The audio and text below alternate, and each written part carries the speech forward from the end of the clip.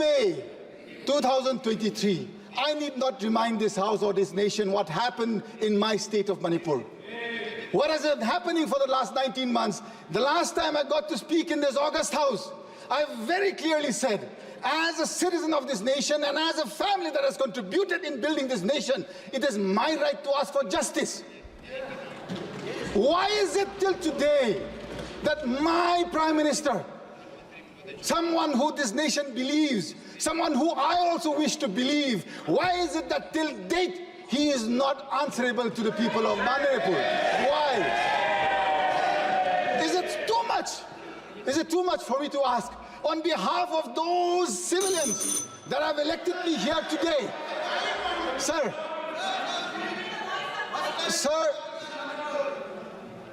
Mr. Chairman, sir, those children, those women across communities, they have lost their lives. They cannot be victimized for a cause for which this nation or the state cannot handle. Is my nation so weak that you cannot protect the lives and property of the civilians there in Manipur, sir? I beseech the conscience of this House. Thank you. We have so many eloquent speakers, sir. I'm closing. Sir, I'm closing.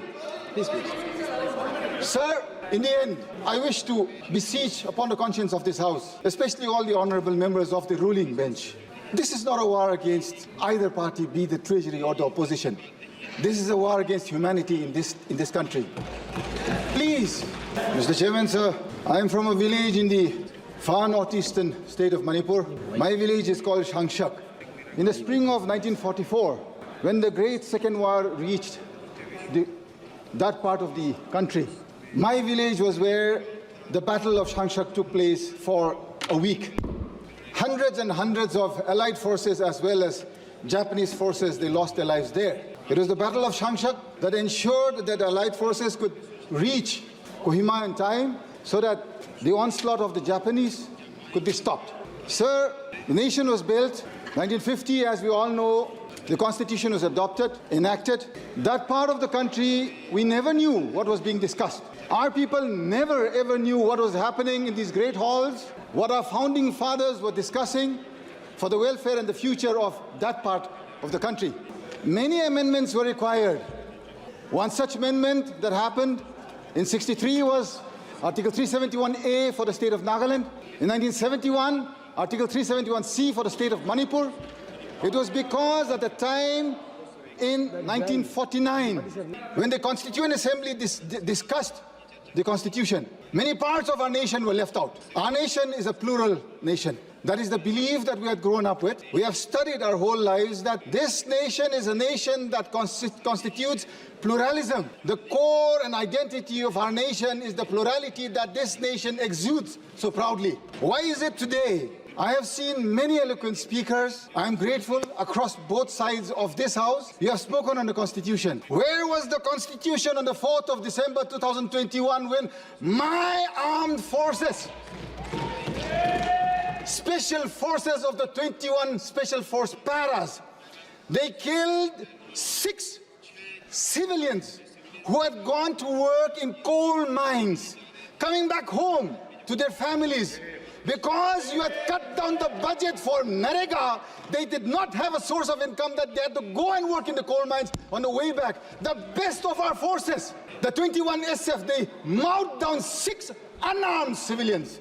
Yet, in the aftermath of that, another 8 more civilians were killed in Nagaland, in Oting. What did this government do at that point in time? This country should hang its head in shame. Why? Because you, yes, to assuage the villagers of Oting, you nominated a very good friend of mine as the Rajya Sabha MP from Nagaland. Presently, she's the MP representing Nagaland, and her name is Phangnon Konyak, a well-deserved lady from Oting. Is that enough for the families that have lost their lives to my armed forces? Did not this nation and this people and this House at least stand up in unison, condemning that? At least I expected our Raksha Mantri to have stood up and said that we owe responsibility to whatever wrong happens, and it is our own people that we have assassinated, and for that we mourn.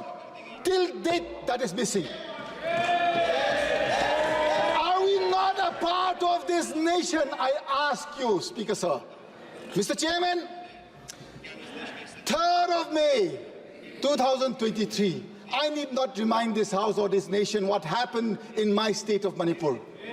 What has been happening for the last 19 months? The last time I got to speak in this August House, I very clearly said, as a citizen of this nation and as a family that has contributed in building this nation, it is my right to ask for justice. Why is it till today that my Prime Minister, someone who this nation believes, someone who I also wish to believe, why is it that till date he is not answerable to the people of Manipur? Why? Is it too much? Is it too much for me to ask? On behalf of those civilians that have elected me here today, sir,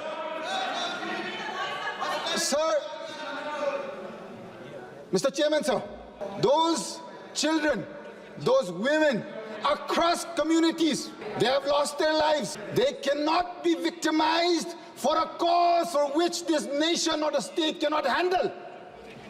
Is my nation so weak that you cannot protect the lives and property of the civilians there in Manipur, sir? I beseech the conscience of this House. Thank you. We have so many eloquent speakers, sir. I'm closing. Sir, I'm closing. Please, please. Sir, in the end, I wish to beseech upon the conscience of this House, especially all the honorable members of the ruling bench. This is not a war against either party, be the Treasury or the opposition. This is a war against humanity in this country. Please, wake up, speak to your people. All you have to do is see how difficult is it for our nation, which is growing and going to become the third largest economy. You talk only of economy, but when you are finished of people, what will that economy do when there are no people to use it? I ask the conscience of this House and the leadership of this nation, please today stand up, be with your brothers and sisters in Manipur, bring about justice and be accountable for all actions. Thank you, Speaker.